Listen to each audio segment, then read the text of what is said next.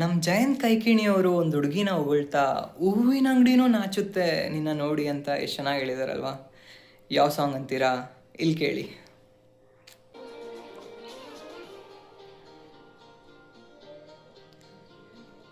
ನಾಚಿವೆ ನಿನ್ನನು ನೋಡಿ ಹೂವಿನ ಅಂಗಡಿ, ಮೆಲ್ಲಗೆ ಕಣ್ಣಲೆ ಗೀಚು ಮುತ್ತಿನ ಮುನ್ನುಡಿ, ಮಂದಾಸವೇ ನನ್ನ ಆಸ್ತಿಯು ಈಗ ನಿನ್ನ ಪಾಲು,